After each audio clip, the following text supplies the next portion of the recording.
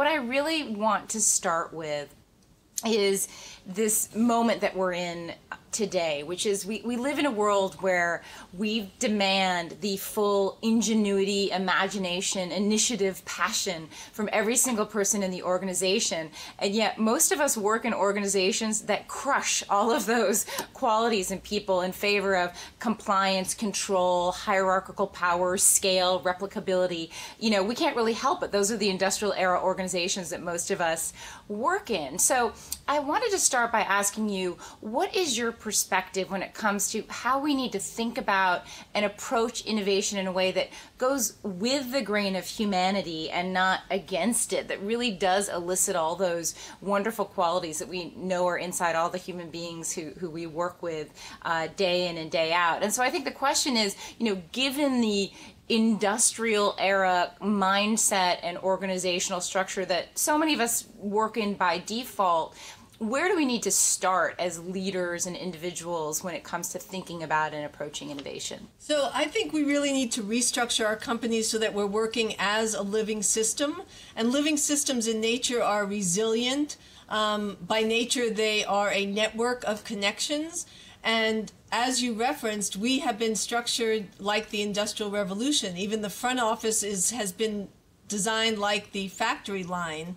And, you know, a series of boxes piled on top of each other versus this living system that really supports and nurtures each other through trust and freedom. So innovation is actually more simple than people make it out to be, in that I believe it is about play. It's really being free to play and explore. And the very nature of that goes against the grain of how we're structured inside of companies. It's more like organized, structured play, you know, taking your child to a violin lesson, a soccer game, instead of letting them play freely, which is where innovation really comes from, is that idea of free play or exploration, to iterate ideas, throw them on a wall, stand back, come back to them the next day, re-look at it. I mean, and to allow that to happen, there has to be an environment of trust and freedom. And it's an entirely different container under which that happens. But I would say innovation is free play. I love that. And right now, our organizations are like the tiger moms of innovation, making us practice our violin instead of explore.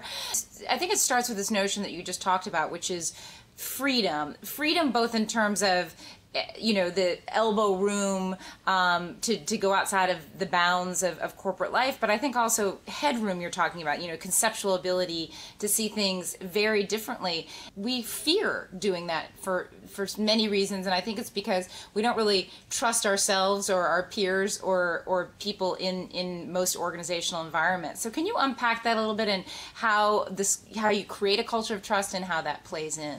When I was at Mattel, I was thinking about how do I bring out all the potential there in these amazing people, and started looking at them sitting in this sea of gray boxes and going, there's something wrong with this.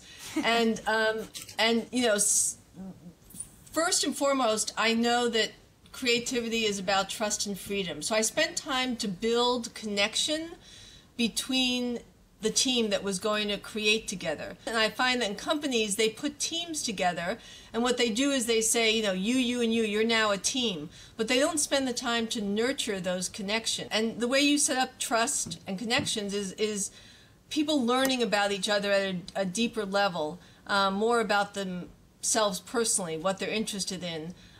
Because I think diversity also creates conditions for creativity. So you want to put a group of people together that are diverse in the kind of life they've led, the information they've taken in, and then you want to establish these connections so that they'll be free to draw on all of their own internal inspiration and not feel like they're being judged by each other. And I just love this idea that normally you're sort of assigned a team, you get a job, you sort of you get fit into the puzzle piece of the organization versus the other way around. And I know you've created all kinds of mechanisms for creating that bond and that connection, and you described a few. I think you did something with Old Navy when you were moving a vast number of people from San Francisco to New York, where you created kind of a video Facebook. We were moving my entire design team from New York to San Francisco, And we had hired about 60 brand new designers, and they came from, Target, Pacific Sun, a bunch of competitors. And really, we didn't have any time to create a bond. We had to hit the ground running. So I thought, oh my God, how am I going to create connections between these people when I don't have time?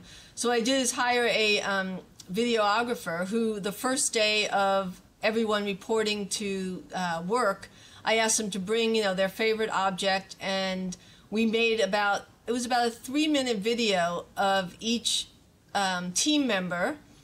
And they talked about, why they came to work here, what this favorite object of theirs was, what apparel and clothing meant to them, and a little bit about themselves personally. And then the videographer edited it down to about 1 minute. And when people went to their desks, it was almost like a high school yearbook. There was a little moving picture of, I think it was about 85 people on their desktop.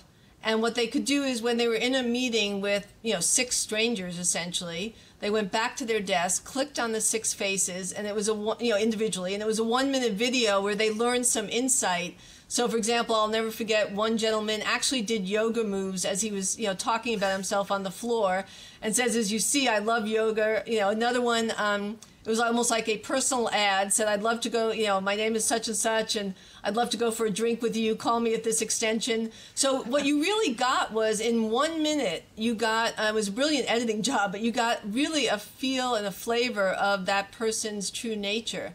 And so what was great is people told me how amazing it was the next week in the hall. They literally could find something to connect with someone else about. I remember one woman talked about how she shops in antique stores and why she loves the details on clothing. It was amazing to see how quickly connections were made just by giving little bits of information, the kind of information that you wouldn't normally learn at work, gave people a way to connect.